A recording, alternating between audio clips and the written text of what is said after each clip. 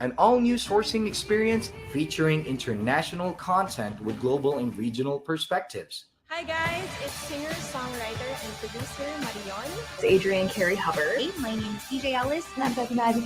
That's a massive shift. Mi nombre es Joana Sánchez. Olá, eu sou Babi Tonhela. My name is Michelle Hans. Real-time chat with suppliers, 100% verified. Factory tours. And expert-led live seminars and trend forecasts. We are going to be talking about how to future-proof your supply chain. How does this affect GP? And, does it affect your daily operations or your sourcing? World-class entertainment.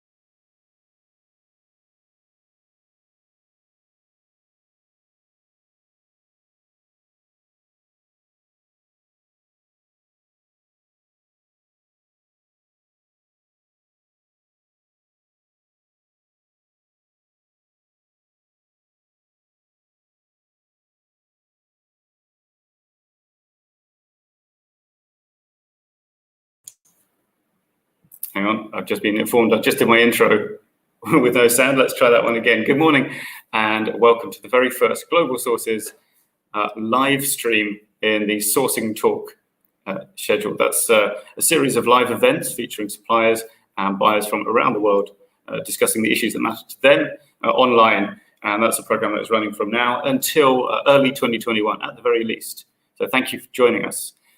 Today is Sourcing Talk with suppliers. We are going to have three representatives from suppliers, different industries, and talk to them about the topic of what buyers get wrong. So the idea is that we want this to be useful to any kind of sourcing professional around the world, be they newcomers to the profession, be they working for or long term.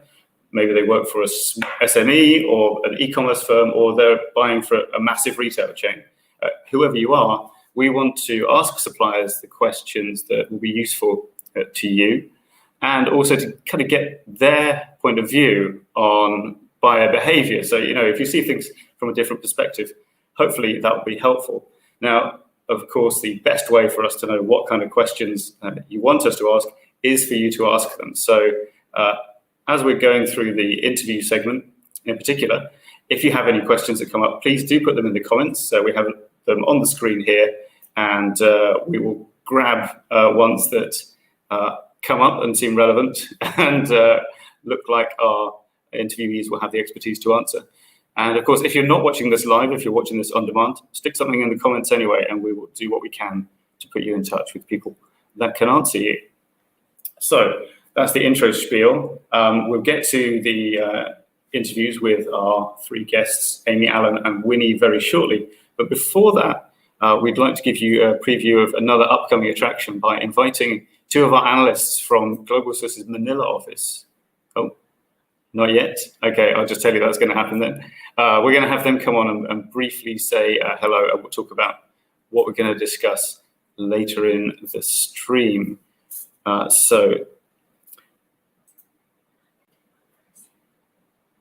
Are we ready yet? Hold on. Oh, so sorry. What's? Hang on. Hi, I'm Amy. Should be RV and Carlo, please. Okay. Sorry, please bear with us. Had a slight production hiccup. So first of all, we're going to say hello to Avi de Cuba, who is in Manila, I think. Good morning, Avi.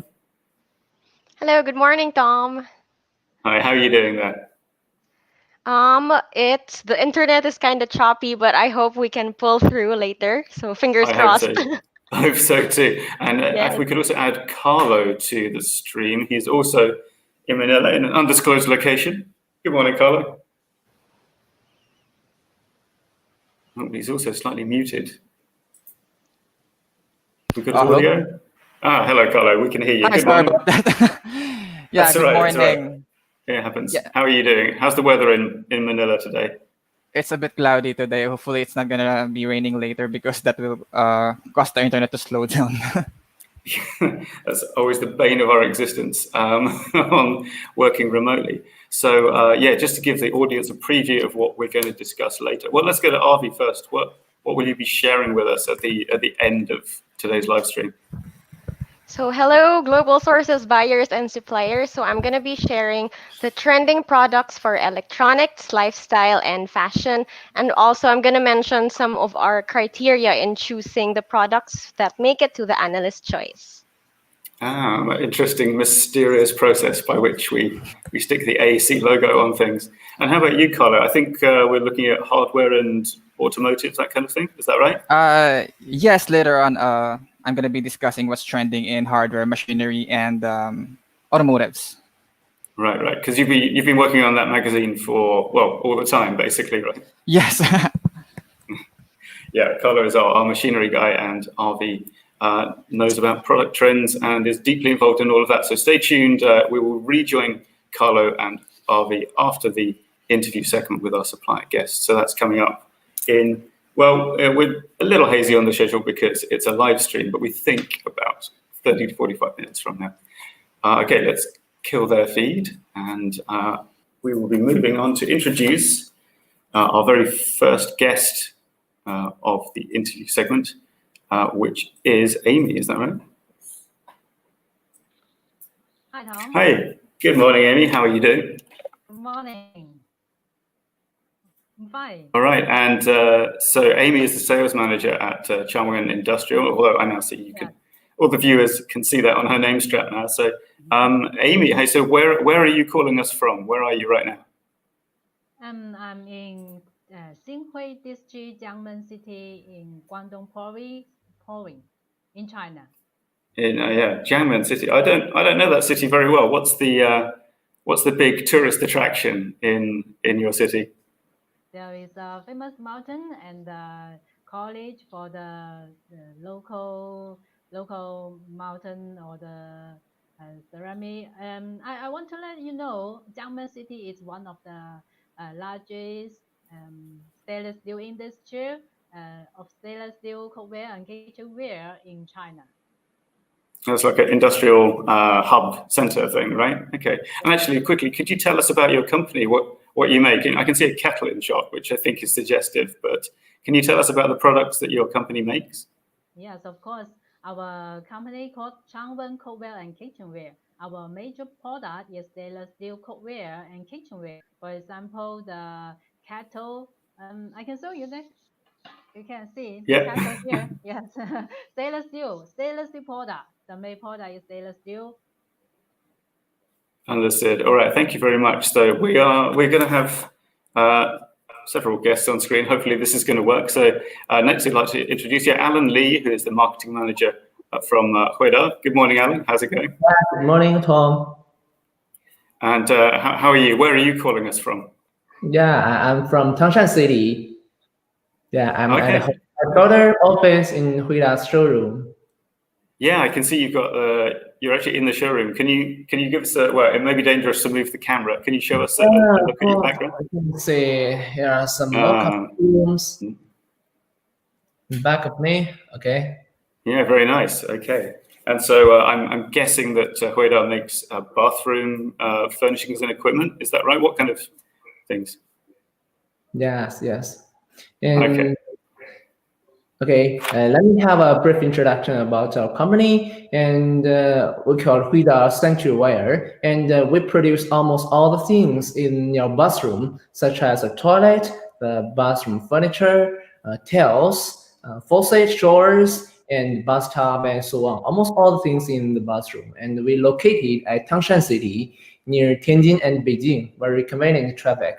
And from Beijing, it's about half-hour train. It's very, very near.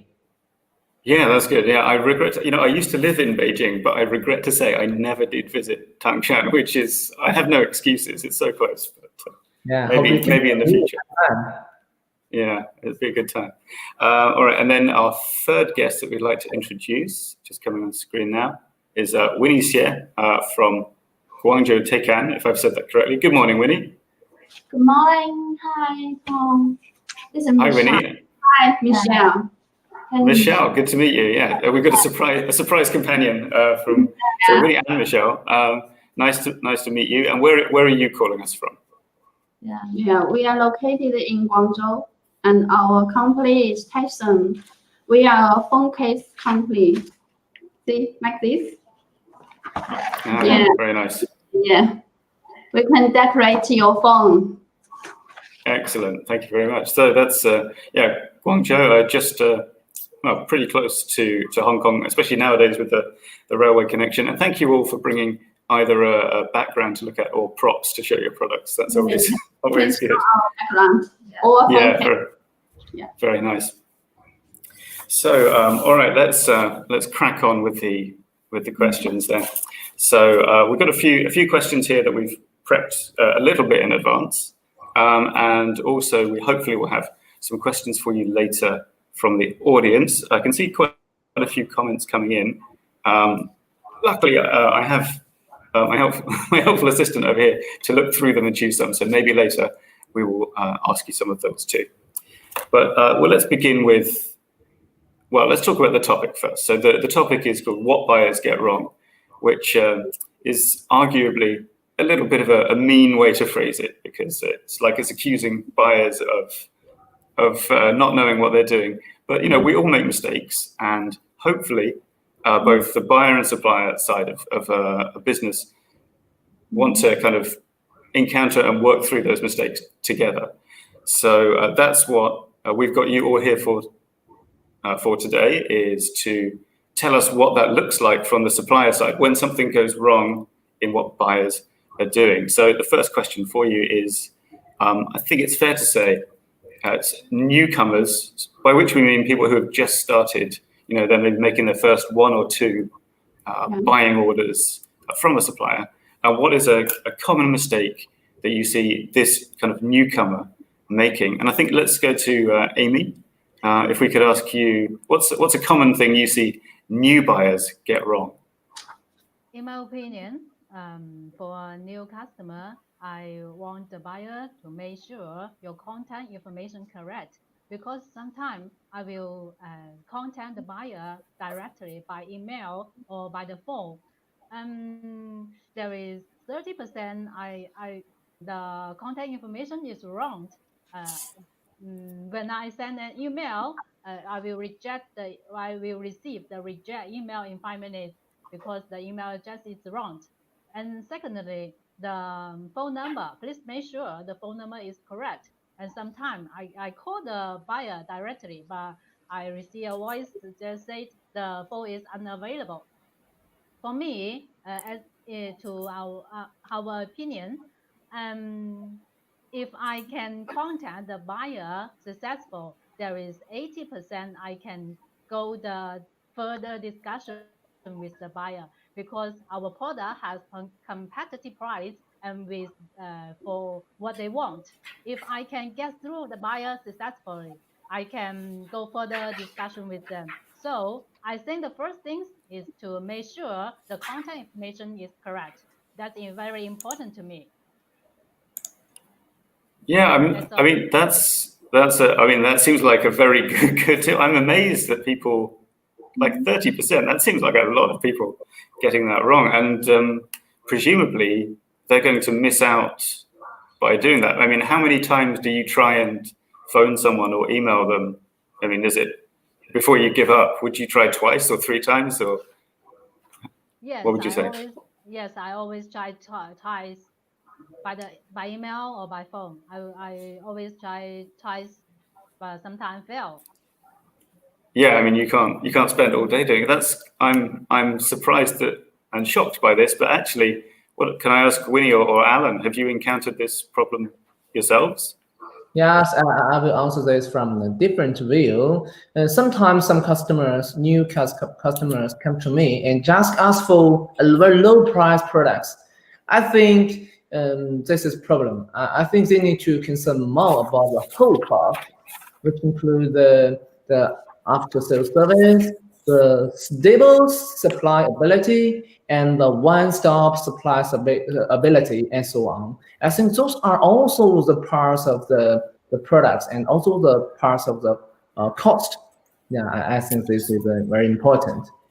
Yeah, so you feel like maybe the newcomers haven't taken into account the other factors apart from the prices. Yeah. Is that what you mean?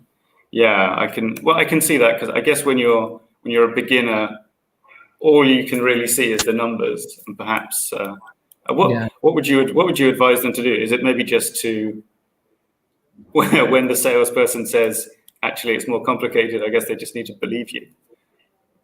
So yeah, fair enough. And Winnie or Michelle, could we ask you what do newcomers, how do they mess up when they're looking for phone cases? Yeah, for phone case, if a new customer, I think sometimes if they didn't buy phone case before, maybe we need to communicate or contact with customer tightly. And sometimes we need to make some suggestion because they are not know about our products, such as we do some cross-body phone case. And it's very complicated because have a lot of accessories. Yeah, and some accessories we need to make it by handmade. So when customer have an idea, need to modify this design, and it takes time and take labor cost. But just 1 second, it come true, right? So that's the question. New customer always think, I give you an idea, so you can make it secondly, very, very quickly. Actually, it's not. This is I see. Yeah. Okay, so be realistic, perhaps, is the tip there. Okay, well that's what our new buyers, then we think of some of their common mistakes, but presumably people learn as they become long-term customers.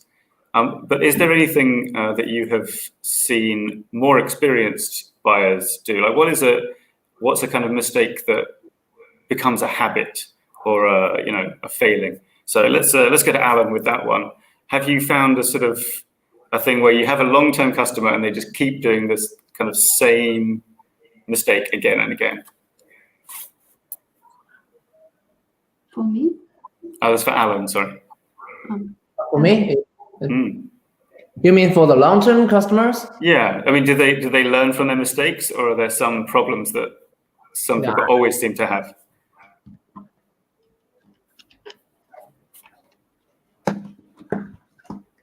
For the long-term customers, I think they have the big problem with the same problem with some of the new customers, and sometimes they only need to shorten the delivering time. Actually, they need to think a little bit about for the factory's activities. So do you mean that they need to think more in terms of improving their lead, like giving you more lead time, and then like to shorten the delivery time? Is that like the kind of way they could solve that problem? Yes, actually, this is a problem. Sometimes the factory need to place orders into production one by one. So sometimes old customers just come to ask, you need to remove some small customers' orders and just put my orders into production. I think this is a problem because for all the customers, to me, we value them very much. So we treat them at the same level. Oh, that's good. That's very commendable. Yeah, because I mean, those big buyers would, Yeah. At one time they were small and they would not want to be treated that way. You would hope. Actually, for the small customers and the big customer, we treat them at the same level. Yeah. Oh, that's good to know. So, Winnie and Michelle, how about you? Have you found some like recurring mistakes that even the long-term customers make? For the long-term relationship customer, we call the regular customer, right? Sometimes I found three main problem or questions we may met. First, because they are our old customer, sometimes they will have some urgent small order, which is under our MOQ. But they thought we are your old customer. We normally place big quantity to you, so you need to make same price as the big quantity for this small order. Actually, it's very difficult because small order have more cost for the raw material and the labor cost, right? But customer always ask to keep same price as a big quantity. Yeah. And yeah, that seems. Oh, go on. Yeah. Sorry. Go on. And the second question we met is, our VIP customers, sometimes we think we should be responsible for their end user. Actually, that is not good, not right? Because if you use a phone case, such as this is a liquid phone case, you can see there has a liquid oil in the case. It can move. It has oil inside. But in this phone case field, we have 1%. The oil will leak out. It may destroy your phone case, your real phone. But we just sell this phone case maybe $1 or $2 to our customer, and they sell this case maybe $10 or $20 to their end user, and they decorate their phone. But just the 1% percentage, the customer said, you destroy my phone, so you need to pay back to my phone, maybe $900 for Apple, right? And they asked me to pay this $900. Actually, it's little difficult to us because you sell high price, but we sell very, very low price to you. And I told you before you place order, this is the normal question, and it have this percentage of the rate. It cannot be zero. Yeah. Fair enough. Yeah. Okay, and I mean, it sounds to me like the VIP, the regular customers can get a little bit presumptuous, like they assume that you're going to do anything they want. So, can I ask you, Michelle, when you get this kind of demand, when somebody wants a below MOQ order for a crazily low price, how do you deal with that? Do you just have to, what do you do? Sometimes if our regular customer asks for a low quantity, if it's not very complicated, we will do it for them. Actually, it's very difficult, but for the price, we may be at a little. And we also, we can bear some cost, especially for our friendship, because we have no relationship with them. We cannot just focus on this small order, right? Yeah. Right. So you are able to meet them a little bit of the way because they are a longer term buyer. But of course, they shouldn't really expect to be able to do it. I mean, how about you, Amy? Does Changwon Industrial, do you also encounter these very demanding regular customers? Yes, for the in my opinion, the buyer will ask for me. We will offer some additional service to our old customer, the long-term customer, and we will provide free sample or shorten the lead time. But sometimes the long-term customer will ask because they know our price clearly and they want more lower. They want a lower price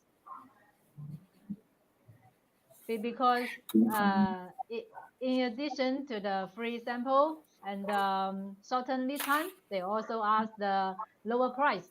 That is difficult to us, I think.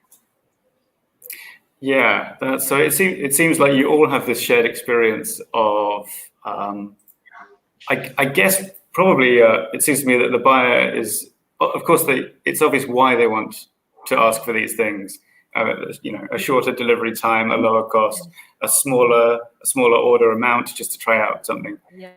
But perhaps the takeaway is that you have to understand that you can't kill your factory in order to make a product today, because then tomorrow, who's going to make your next product? Sorry, I've just had a note from our tech team. That Amy has to drop out. There's a bit of a problem with her video feed. We'll try and get her back in as soon as we can. But in the meantime, we'll proceed with just Alan, Winnie, and Michelle. So sorry about that. If you were tuning in especially to see Amy and Chang Wen, then sorry about that. She will be back very shortly, we hope. But yeah, let's move on to, well, actually, this third question on my list seems like it's quite related to the theme we've already discussed, which is this. And I'm going to ask Winnie and Michelle this one first, which is, what's some good advice that either you or other people often give to buyers, but which they ignore and don't do? So, Michelle, maybe I can give that to you. For the suggestion, first from the art, because we are more, maybe we are more professional than customer. Sometimes we may make some suggestion to customer. Your idea is not suitable for this change, such as I show you an example. Sure. For this airport cover, can you see this? This is first is a PC case and a coating by gold, right? And then cover by the black PU, and with the shape. And the customer may think, okay, I need to change the coating to silver, right? I want silver, and change the black color to maybe orange color or something else. And our master will change the oil color. But I find that the coating may have problem because oil will drop down. Yeah. And we can't cover the PU tightly. It will drop very, very easily. Maybe it's because of the color changing, but the customer may think it's very easy, just change color. Why you cannot do that? So this is a suggestion we want to explain to customer. Sometimes our suggestion may have reason. You can know that. Okay. Yeah, that's. And the second one, sometimes we will share some new trends, new product with customer. And we for our phone case, we suggest customer to that if you have some new model come out, such as the iPhone 12, right? iPhone 12 come out, right? And we heard the news maybe launched in October or September, whatever, but we got the news. So we will suggest our customer to place the iPhone 12 models maybe in June or July, at least 3 months in advance, because we need to produce the bulk, and you need shipping by the sea. Then you can get the product and load in your shop, right? This needs at least 3 months. But sometimes customer will not listen to. Did they just wait and leave it too late? Oh, okay. They want to wait the real case. And there is another news that after the iPhone 12 launched, we didn't hear the news that the MagSafe case. Do you know that? Oh no, what's that? MagSafe case, which means the iPhone 12 case have the MagSafe function. Your charger, they sell a charger, and they can charge without line. Oh, I see. Okay. So you can move around with your phone. No need a wireless charger or no need the cable. This is a new function. Yeah, and you can't wait for it to be launched and then release your product because you'll be months late, right? So you have to act straight away. So we can't wait. We can't wait that even the products launch out. We need to move in advance, right? So you can have the sales market, which can help our customer get profit and money, right? Well, that's right, because then they can keep ordering things from your factory. Time is money. If you move fast, you can get more. Yeah, thank you, Winnie. And well, let's throw that question over to Alan as well. I mean, I imagine that bathrooms are less susceptible than mobile phones to new tech suddenly being launched. But what kind of advice do you find yourself giving to buyers, or do you hear other people giving to buyers that doesn't seem to sink in? Sometimes we give some advices to new customers or regular customers. We help them to push some new items to them. But sometimes they don't really want to use this kind of new items because they think the regular the items they are selling on the market is best selling now, so they are not willing to open the new market. So what we are trying to do is we research the market and do the development to do some new products for them, just for them to develop to open the new markets. I think this is a problem. Yeah, I see. Can you give an example? Do you mean, for example, you have like new styles in the decor? Is it that kind of thing? Yeah. For example, in our industry, we produce toilet and something in the bathroom. This is not. It's different with other industries. We are not upgrade very fast our products. So for our old customers, for example, the toilets in their markets they sell for so many years. So they just place order for these items because they know this one sells well. But when we have new things, we push to them. They don't very well to use them because they think this need time to open the new market and need a lot of investment or something. So they don't want to push this kind of new items. Yeah, I can see in a relatively infrequently bought product type, you could see why people are cautious. But yeah, of course, you're right that if you don't ever change your product lineup, then one day you're going to look around and realize that you're selling products from 50 years ago that nobody wants anymore. So and that's a good tip. I mean, what I'm hearing from both the kind of mobile phone cases here and bathroom supplies is that your suppliers, if you're talking with your suppliers, they're doing other things and doing research and planning ahead.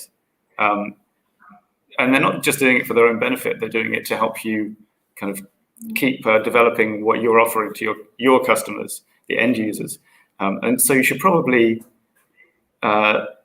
make use of that expertise. Of course, I have some self-interest here because my job is also to publish materials about industry trends and different products and things that are going to be popular in a year's time, and so on. More of which later with Arvi talking about lifestyle, fashion, and electronics, by the way, viewers.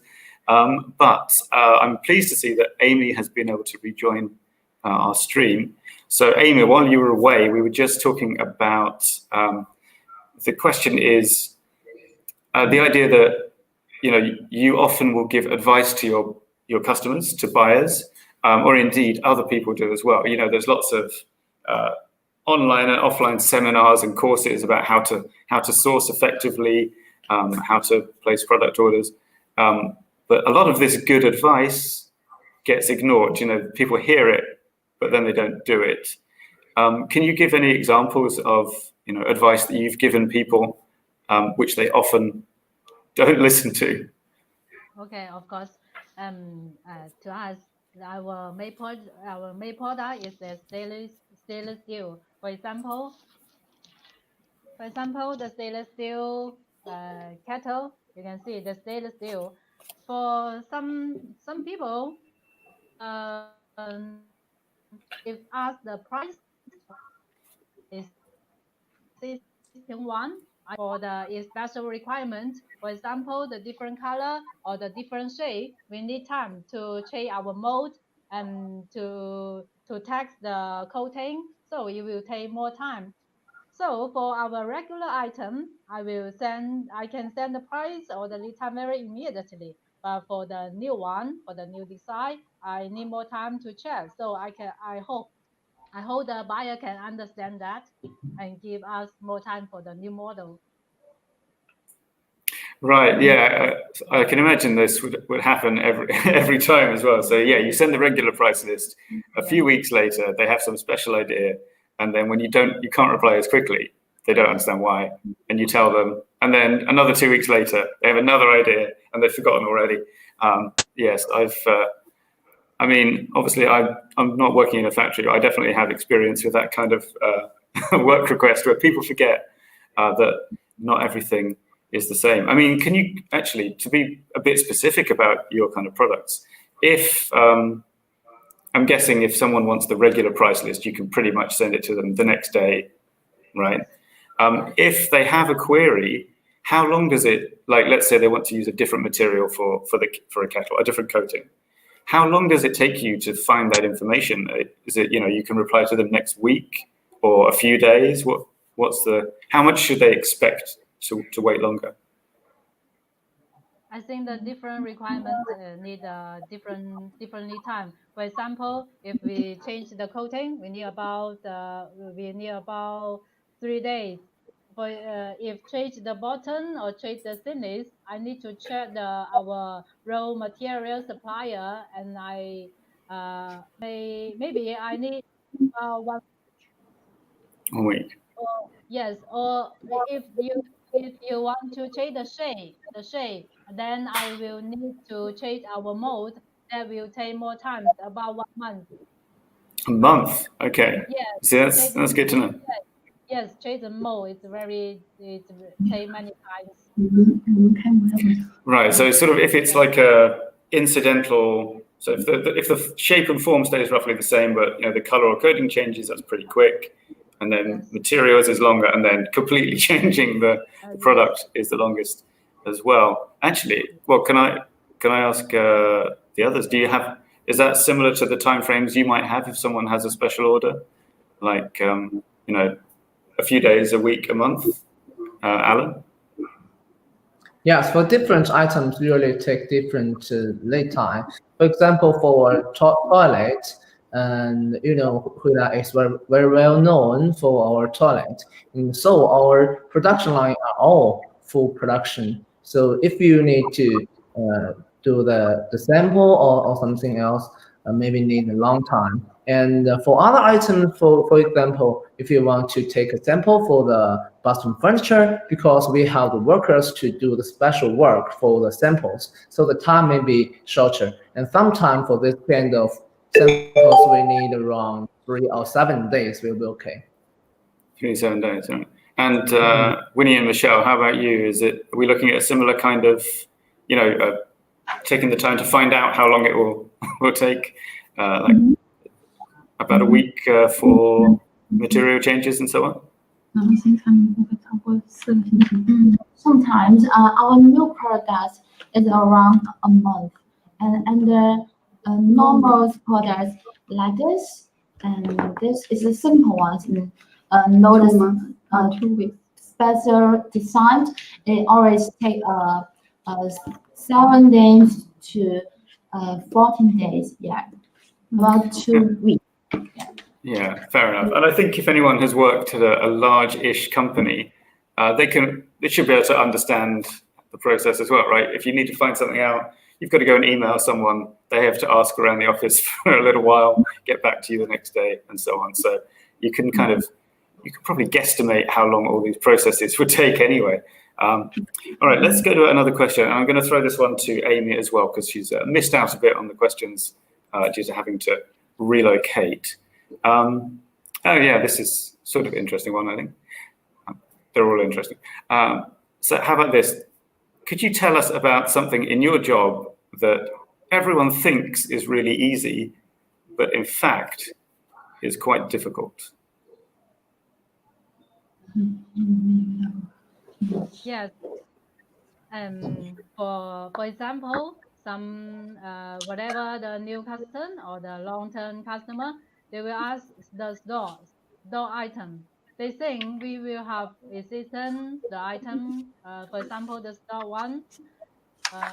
They think we will have 1,000 or 500 door here, but actually we don't have because our item is just for our coating, the material,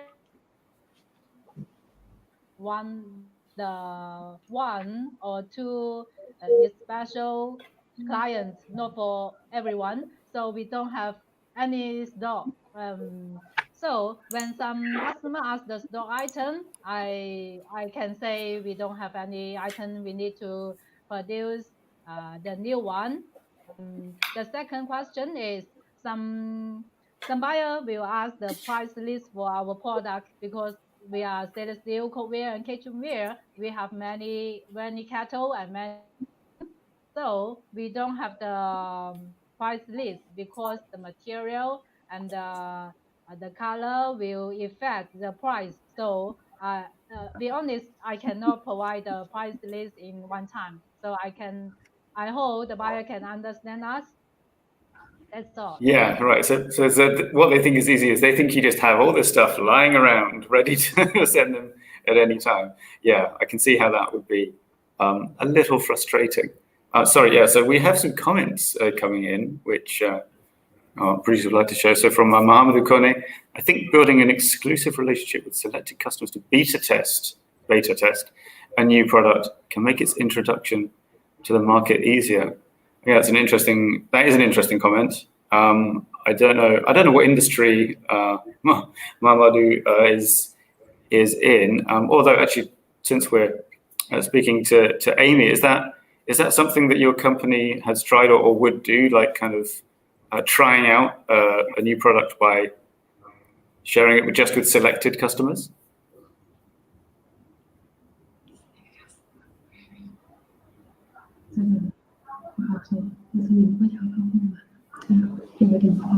So that question is to Amy. How about this question? Oh, hello, Alan. Yeah, sorry, just went. Go on. For example, for China market, so for China factories, most of the factories will do OEM brand for our customers, but so this kind of work is very hard to tell them what we want to do, and they do as we decide.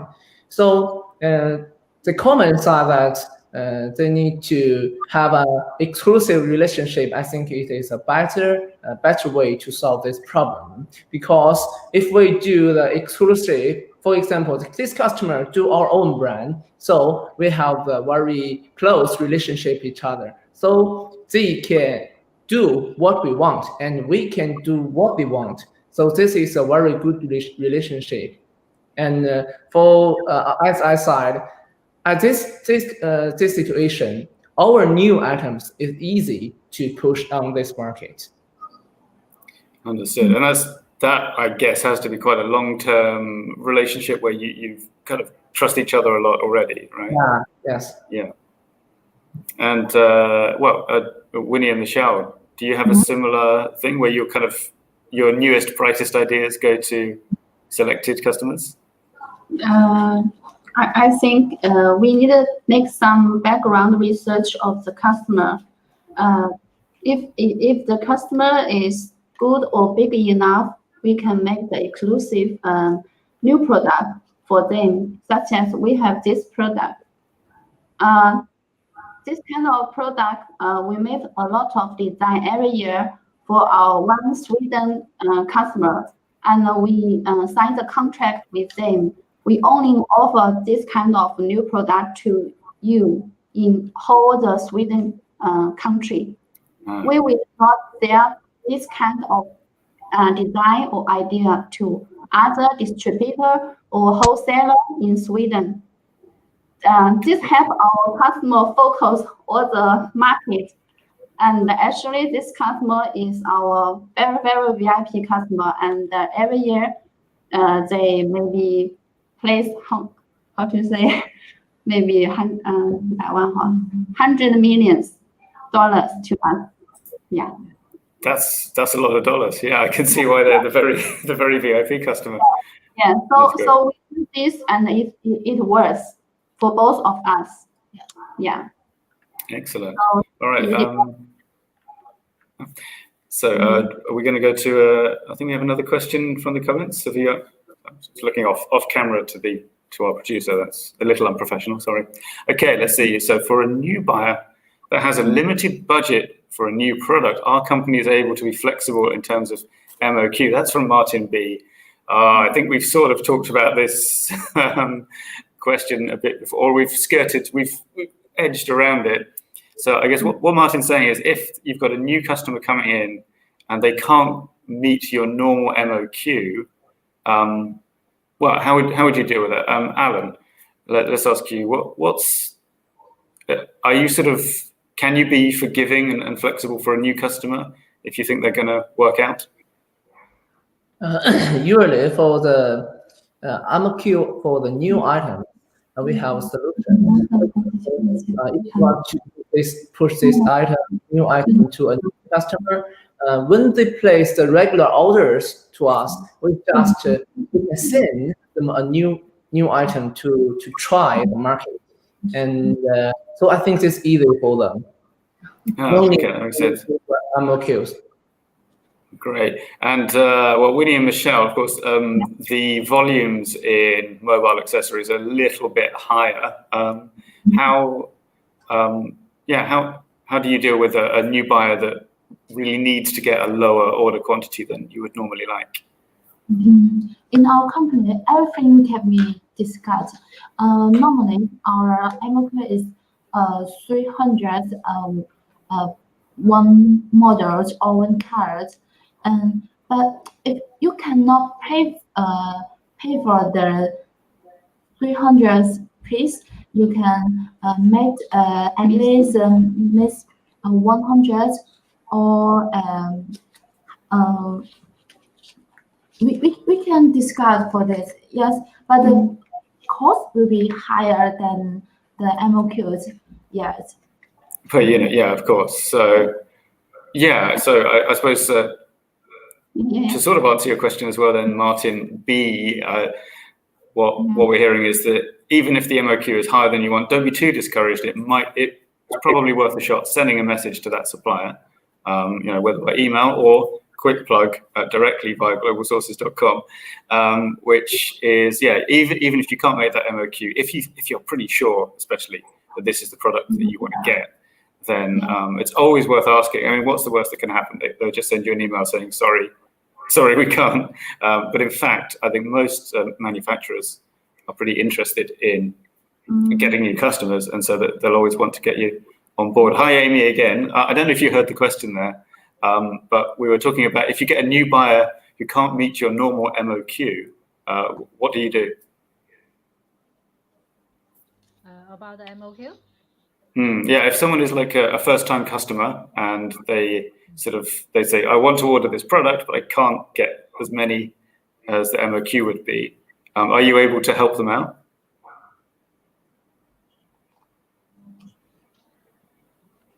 To our product, our MOQ always, for example, take this 1,000 pieces. If lower than the MOQ, we may suggest to combine the order with the other client. Then the new buyer for the low MOQ, they can combine. I suggest they accept the existing color, the existing shape, because we are producing the mass production for this item. So the other low MOQ can share the order. Right, and you can sort of match make them you'll tell them we have someone else who's So that's a solution that's so simple. I now feel silly for not having thought of it before, but that's excellent. So yeah, that's another question that you could ask. Speaking of other questions, what else do we have in the comments? Hearing Shadia, who I'm sure I've just mangled your name, sorry about that. How do you identify a good buyer? Yeah, obviously you receive a lot of inquiries. How do you know? Well, I suppose the other part of the question is, how do you spot a bad buyer? But yeah, what tells you that someone's going to be a good buyer, a good customer? Let's go to Winnie and Michelle first with that. How do you spot a good buyer? First, we will do some research by Google from customers' website, or if how many people or how many workers they have, and which country and which province their office located. And if the company is big, maybe they have stock. I can get the stock report and get some results. And secondly, I will talk and communicate with the customer directly. Maybe you can ask, what about your sales market and the percentage you may have for this kind of product, and how much the sales data per year in your country. Yeah. Right. And also, if we become we cooperate with each other, we may ask the customer, can you share me with the result that how many percentage our products sales in your country? Maybe you have a lot of supplier and you import from China or other country for this kind of product, and I'm the one of them. So can you share me how much the percentage of it I am? So maybe because I know the sales data you place to me, so I can count out what's the sales you get. Yeah. Right. That's interesting. So basically, everything the buyers do to you, like checking your websites and researching, also gets done to them. That's good to know. Alan, do you do something similar? Do you check out the buyers when they contact you? Yes, usually for good buyers, they not only concerned about the low price, they also concerned about the scale of the factory and the supply ability for the certifications, some of the task report, and even some of the big customers, they need company to do the social responsibility works. Yeah. So yeah, they have a deeper perspective on it. Amy, I'm going to slightly cut you off on this question because we have a follow-up from about your shared shipping, which I'd like to do before I forget, which is Mamadou. Yeah, he asks, if you do a shared MOQ order, as you described before, does that cause any problems with shipping? How do you, if presumably they're not going to be in the same destination, does it add to the shipping cost, for example, or what should people be aware of? Do you mean the destination is different? Yeah. That's no problem. We can, for example, we can ship the 40 high Q to one destination and less than the container to another destination. That's no problem to us. Yeah. Does it increase the cost of the shipping at all, or not really? Yes, it will increase a little bit. I will check with the shipping company to calculation the cost. It will be a little different.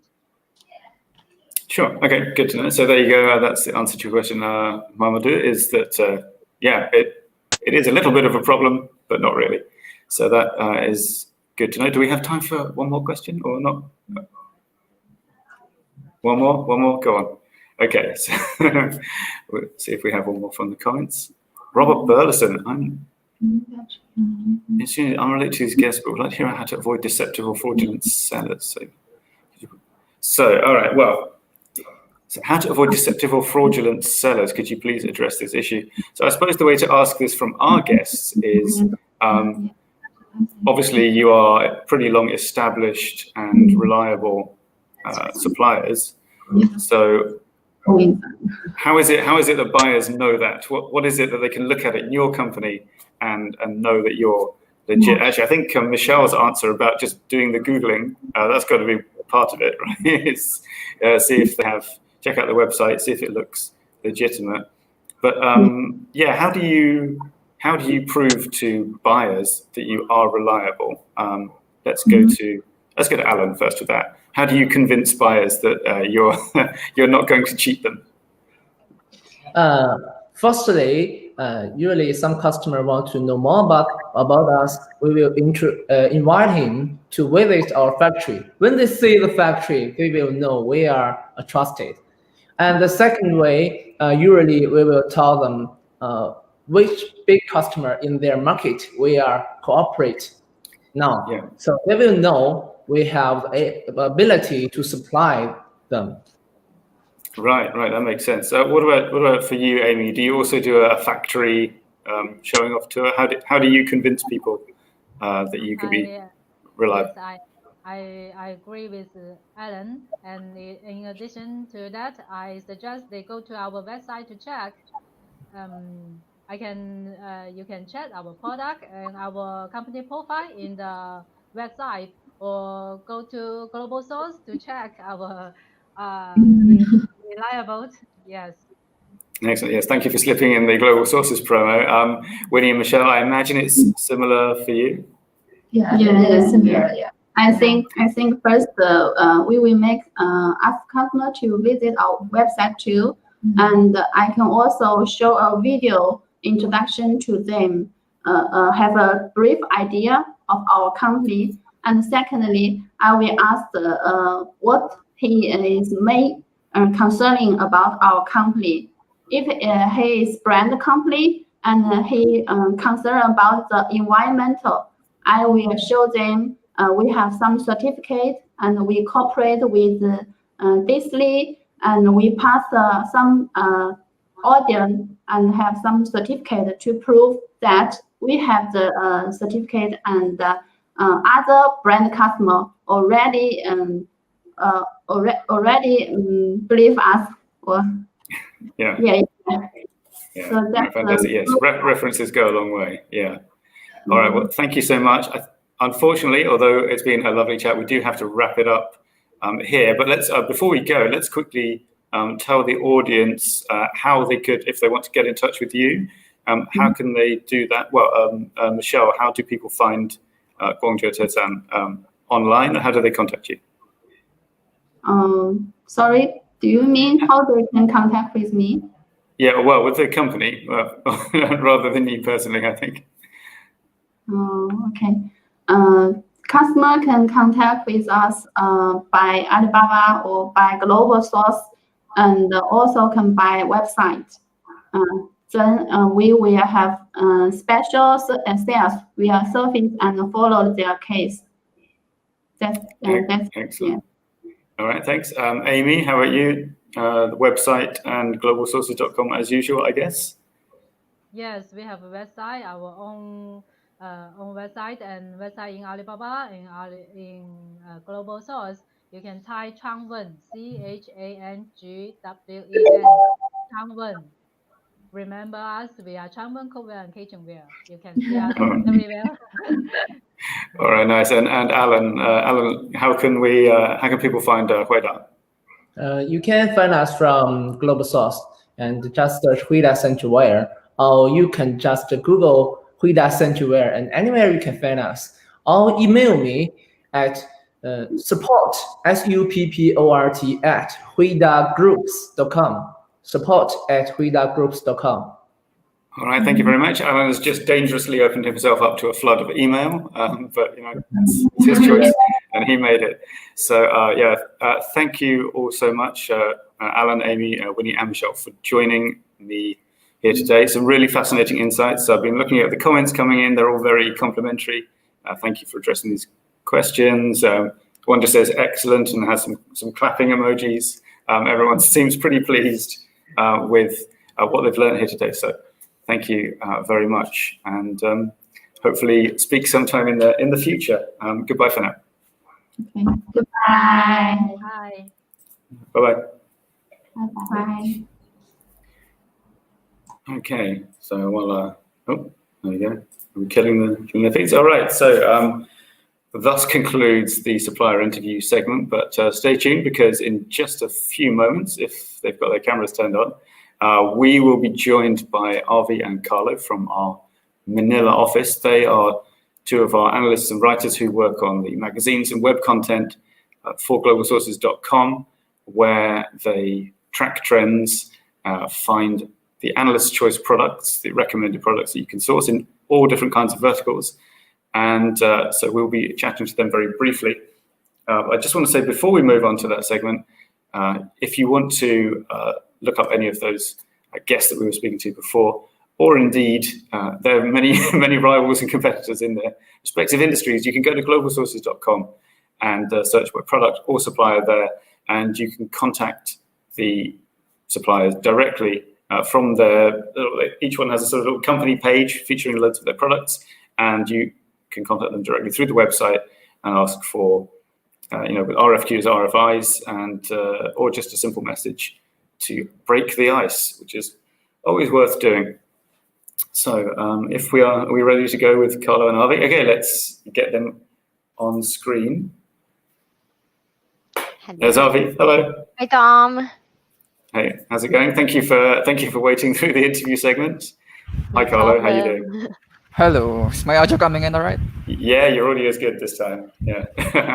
All right. So thanks for joining me here. So let's talk about, well, basically let's talk about what you guys have been doing at work. So maybe not that interesting for you, but hopefully for the viewers. I think let's go with Arvi first.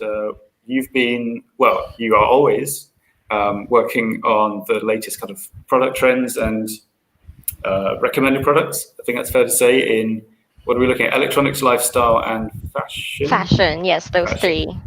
Okay. So what have you got for us today? I actually do have a couple of slides. Is it okay for me to share it? Like, how does this work? Can you pop Arvi's slides on screen? This is exciting. We've never done this before on the live stream. Let's see what happens. Let's see. Can you guys see it? Please do let me know if it's showing. I hope it is. Not yet. Can you hit the share screen button at the bottom? It looks like a little TV. Did. Okay. I did. It's already. And then select the. Okay, I'm getting a shaking head off screen. Okay, paint us a word picture instead. I think it's gonna have to be. Okay. Let's see. And can you guys see it now? I'm finger crossing that it's here. Yes, it's loading. I can see it loading. Please load. You can do it, StreamYard. Go on. I believe in you, StreamYard. I already see it on my screen, but is it blank over there? It's blank now. I think it's got a bit of lag. Is that working? Nothing? It's not really showing yet. This is the, oh, wait, here's something. Trending products. Yeah, I can see it. Lovely. You guys see it now? Yeah. Okay, now do you see it? Yes? No, it's gone black. I think, yeah, there's a bit of delay every time you kind of switch to full screen or something. It changes a bit. So don't worry. I think it will be. I think it will be on screen any second now. Can you give us a quick overview while we wait for it to load of what we're going to see? So I'm going to be discussing the top 5 products, each in electronics, lifestyle, and fashion, so that our buyers out there will know what to source, so they know what consumers are eyeing, especially now that the pandemic happened. So there has been a lot of lifestyle changes. So I will mention these popular products right now.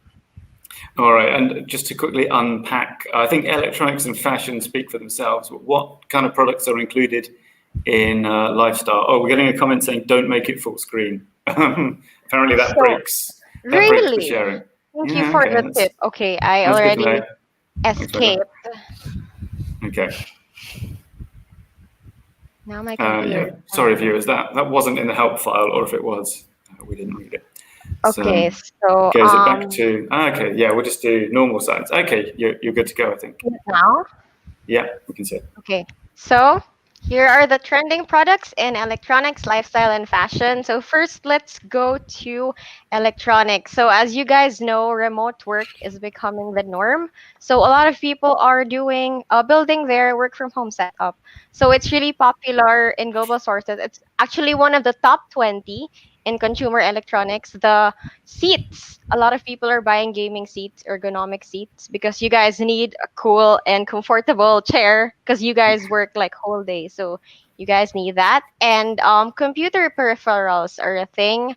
Wireless keyboards, mice, wireless headsets, Bluetooth headphones, and also mobile accessories like, yeah, wireless earbuds. And students are also doing online classes, so tablets are also becoming popular again. Okay. And the next, tech wearables, because gyms are closed, people are adapting the healthy lifestyle inside their houses. So they're working out at home. So they buy smart watches, smart bracelets, GPS tracking watches. They're one of the top 20 products in the mobile electronics section. And also in global sources, we have a lot of innovative wearables. Like there's a pair of earbuds that doubles as a smartwatch. So smartwatch and wireless earbuds in one. So that's multifunctional, and those kinds of products actually make it to the analyst choice because those stuff are quite rare. So that's that. And we also have GPS tracking watches that have the SOS button. So it's ideal for children and seniors. So those products as well make it to the AC choice. And next, video call setup. So, of course, Zoom. Like this. Yes, like this video setup. So a lot of people are holding meetings not face to face, but video calls. So investing in ring lights, that's becoming the norm right now. And a lot of ring lights in global sources actually have innovative features. Like for instance, some ring lights have RGB function, which means you have a lot of lighting options. It could be warm, blue, or white light, and they could also turn neon pink and blue. So if you guys are into those, our suppliers have a lot of those stuff. And next is, of course, due to the pandemic, our consumers are very much conscious in keeping their gadgets clean. So UV sterilizers are becoming very, very popular because they sterilize phones and also other gadgets like your power bank, you could put it in. And some of these UV sterilizers actually double as power banks. So two in one again. So they're also AC worthy, and uh, our suppliers also offer antibacterial screen protectors and cases. So these products make it to the AC section as well in mobile electronics. And of course, in malls and public places, a lot of people use smart thermometers to check the people's temperature. So these are commonly bought right now. And also oximeters, since they track a person's blood oxygen. So these are the top electronic products. Okay. Well, good. Okay, what have you got for us in lifestyle? So moving on to lifestyle, people are focusing on losing weight and getting fit at home. So they're investing in their gym equipment at home.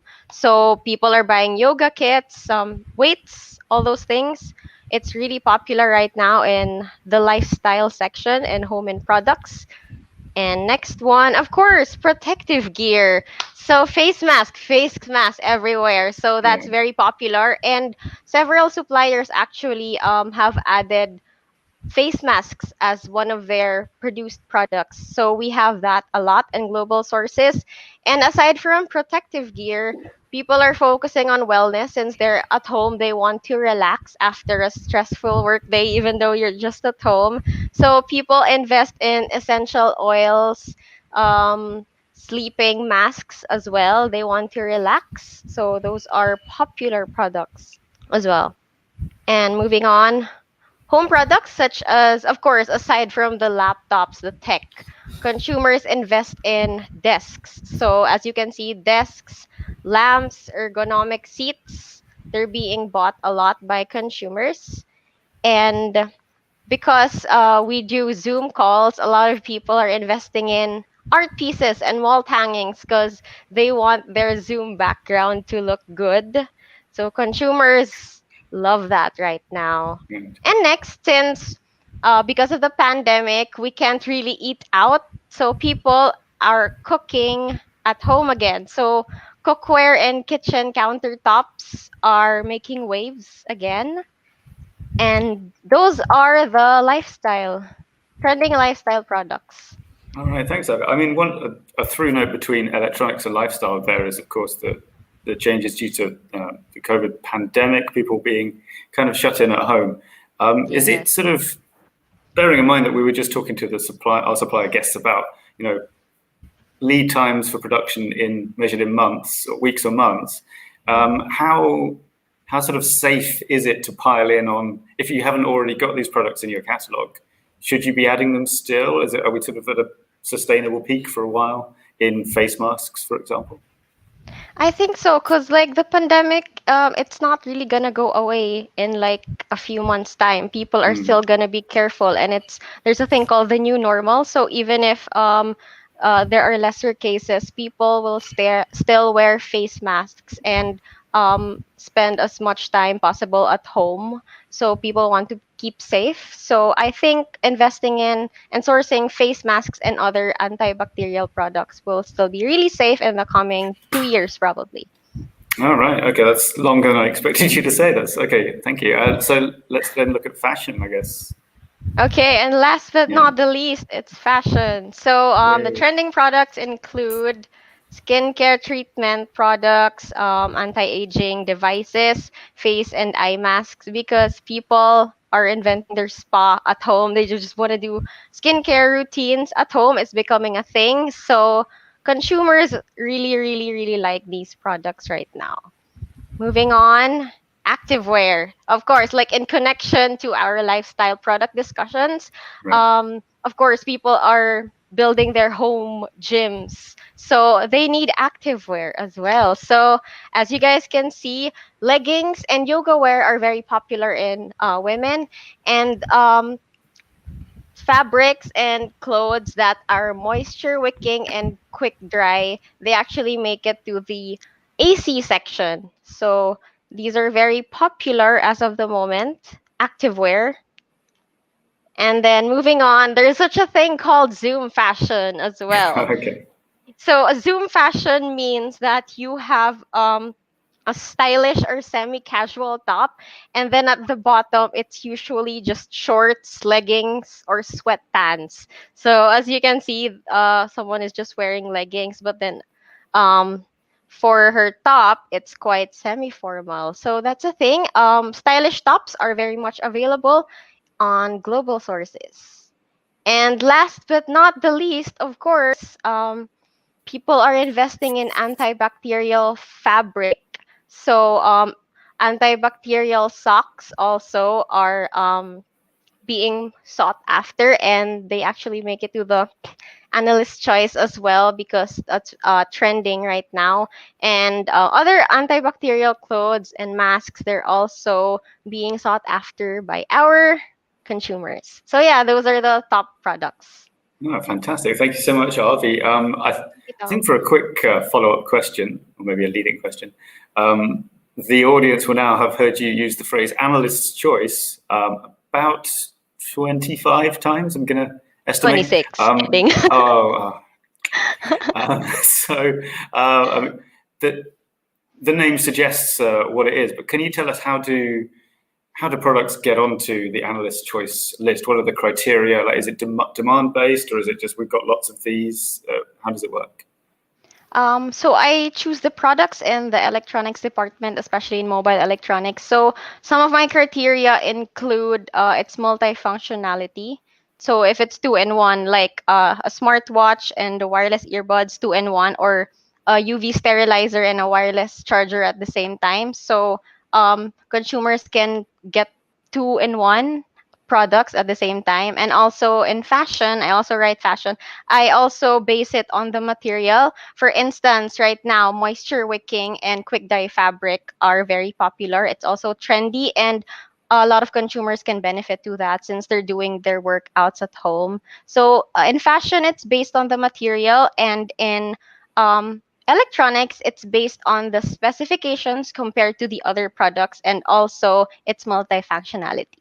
So there. Right. Yeah, that's good. And I also have access to the back end of analyst choice. I can also say, yeah, the comparison to the rest of the field is also important. One of the reasons you can reject an analyst choice submission is that there's just loads of these around. So it does have to stand out a bit, right? True. So, okay, that's great. Thank you so much, Arvid. Carlo, thanks for waiting around. How are you doing there? You are muted, by the way. Hang on. Can you unmute, Carlo? Oh. There you go. There you are. All right. Hi. How's it going? It's going great. I'm a little nervous, but I also have prepared a short presentation. Oh, okay, cool. Okay, don't make it full screen. We've learned that now. I'm not sure how to not. So yeah, you just start sharing, and our tech genius will take care of the rest. Don't laugh. So there we go. Is that working? All right. Yeah. Heinemann Hardware, Machinery, and Electronics. Cool. Wow. Some fun-looking photos here. So, what have you got to share with us? Okay. For hardware, I think we're looking at a steady demand in power tools due to the trend in do-it-yourself home renovations. So, for instance, we have drills. In the website, we have drills, electric saws, nail guns, and compressors. Because in the middle of the pandemic, it's not really advisable to have a professional come into your home and renovate parts of your home for you. And the tools aside, of course, for hardware, we have there will also be a demand in the materials homeowners need to undertake these renovations, such as concrete, steel, wood, tiles, and paint. Okay. Yeah. Okay.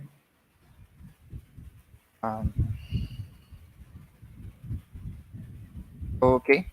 And for automotive, we have the current trend going on for electric motorbikes because of the pandemic. All forms of mass transportation is frozen, so consumers are really starting to embrace the technology. And that's just one of the reasons. I think in some countries there are very strict regulation on vehicular emissions because it's causing a lot of pollution. So it's another reason to choose electric motorbikes. Right. You read a feature article about this recently, didn't you? Yes, I did. Yeah, that's where you know about it. Yeah, so I remember that coming across the desk. So there's things like there's legislation about pollution, and also just I think the charging infrastructure has widened in a lot of places in China, the EU, even and the US as well. So before, like if you bought an electric car or motorbike, the chances were you would struggle to charge it a lot of the time. But as that gets easier, people are just it just becomes cheaper to run and more practical to run. So that's definitely a factor. And sorry, that's not me really being informative to Carlo, who wrote this in his feature article anyway. So I'm telling him something he already knows. Okay, what's next, Carlo? Okay, and let's move on to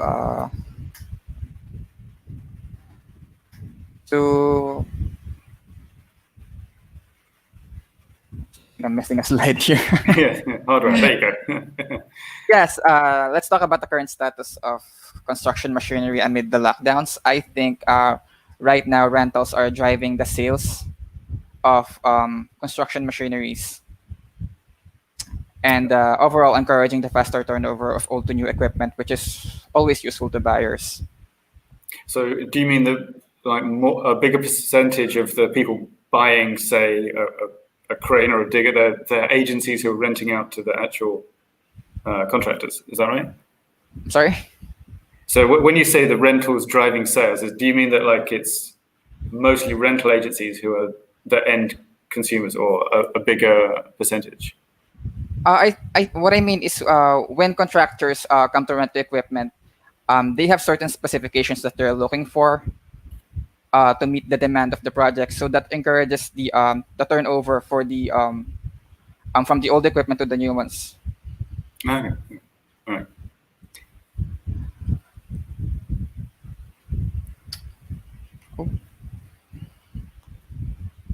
And Carlo has a feature article about that coming up soon as well, I believe. Yes. Not the next issue of the magazine, the one after that, I forget. We have quite a long lead time on the magazines, which means that I completely forget which issue anything is in by the time it gets published. So, and for that reason, we always sort of focus on quite long-term trends based on quite long projections. Okay, sorry, carry on. Okay, so now I'm gonna talk about the products that I've recently covered for the analyst choice section. Sure.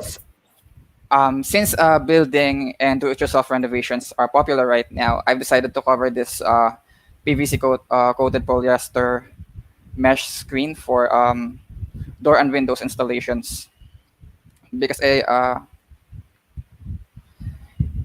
a particularly useful product for simple projects such as the